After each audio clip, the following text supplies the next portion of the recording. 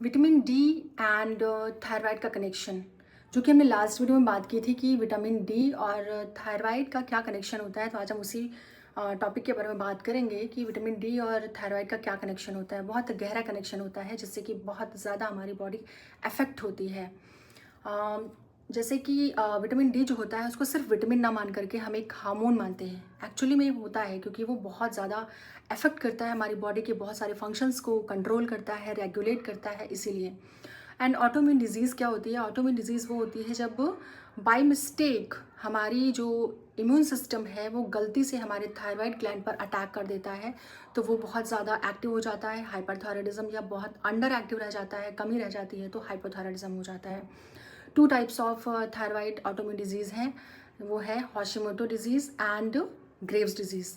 तो Hashimoto disease जो है वो है हाइपोथायराइडिज्म का मुख्य कारण, एंड जो हमारा ग्रेव्स डिजीज़ है उसमें होता है हाइपरथायराइडिज्म का मुख्य कारण। तो ये दोनों ही डिजीज़ जिन भी पेशेंट्स में देखा गया है उनमें अक्सर विटामिन डी की कमी पाई गई है। तो इसीलिए इन दोनों चीज़ों का कनेक्शन काफ़ी गहरा होता है।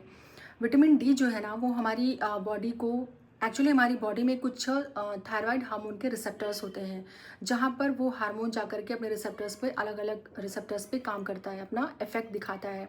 एंड विटामिन डी क्या करता है? उन्हीं सारे रिसेप्टर्स पे जा करके हमारी बॉडी को अफेक्ट करता है। तो विटामिन डी अगर हमारे अंदर कम होता है तो ये सारी चीज़ें जो हैं, हमारी Hashimoto disease and Graves disease, यानी कि अंडर एक्टिव हो जाता है या फिर हाइपर एक्टिव हो जाता है।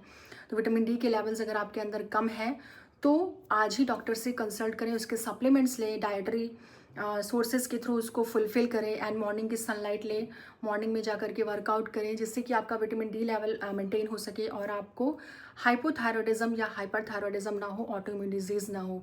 हैशिमोटो डिजीज़ एंड ग्रेव्स डिजीज़ दोनों ही बहुत सीवियर डिजीज़ेज़ हैं, फॉर्म ऑफ थायराइड, तो जिसकी वजह से आपको बहुत सारे कॉम्प्लिकेशंस फेस करने पड़ सकते हैं। तो विटामिन डी का लेवल अगर आपको कम है तो आप अभी से शुरू कर देंगे अगर उसके लेवल को मेंटेन करना, तो आप Hashimoto disease and Graves disease, जो कि हाशिमोटो होता है हाइपो जो है थायराइडिज्म, एंड ग्रेव्स डिजीज़ होता है हाइपरथायराइडिज्म, तो अगर वो आपको है, विटामिन डी की कमी है, तो इन फ्यूचर आपको थायराइड का जो हार्मोनल बैलेंस है वो बिगड़ सकता है और आपको ये दोनों ऑटोइम्यून डिजीज़ हो सकती हैं। तो उनसे बचने के लिए आप ये ज़रूर करें, अपने विटामिन डी के लेवल्स को तुरंत तुरंत तुरंत उनको पूरा करने की कोशिश करें, जिससे कि वो सप्लीमेंट्स लेकर के करें या जैसे भी करें, डाइटरी सोर्सेज से करें, उनको फुलफिल करें एनी हाउ।